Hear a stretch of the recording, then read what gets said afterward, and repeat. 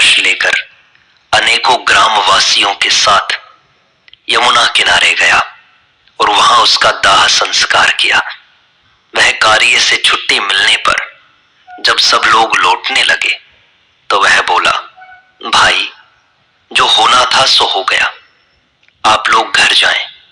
मेरे तो कल पूर्णिमा है, मुझे कल वृंदावन में श्री बांके बिहारी जी की हाजिरी देनी है, सो मैं तो वहीं जा रहा हूं।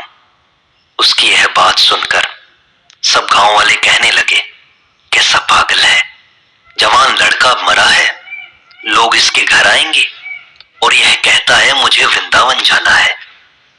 ऐसा कहकर लोगों ने उसे बहुत समझाया, किंतु वह अपना सदा का नियम छोड़ने को तैयार नहीं हुआ। बस वह वहीं से वृंदावन चल दिया। इस समय प्रकृति ने भी उसकी परीक्षा करने की ठानी। बड़े जोर से हवा चलने लगी और पानी भी बरसने लगा। सब लोग तो गांव लौट गए। वह यमुना पार करने के लिए घाट पर आया, किंतु मल्लाह ने ऐसे तूफान के समय नाव ले जाने से साफ इनकार कर दिया।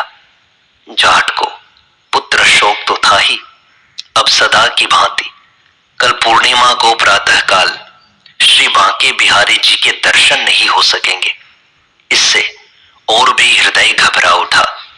वह अत्यंत शोकाकुल हो उस मल्लाह की कुटी में ही पड़ा रहा।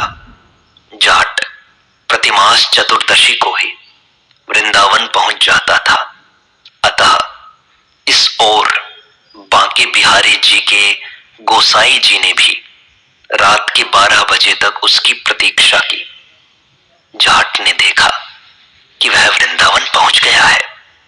सदा की तरह वह रात्रि में ही मंदिर में पहुंचा है और पुजारी जी ने उसे प्रसाद दिया है और वह प्रसाद पाकर सो गया है।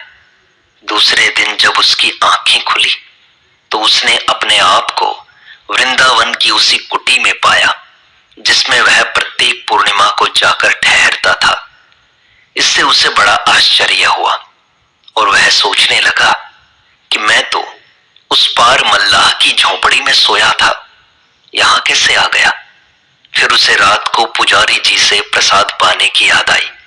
उसने उनके पास जाकर इस विषय में पूछा तो वे बोले, भाई, मैंने तो तुम्हें प्रसाद नहीं दिया।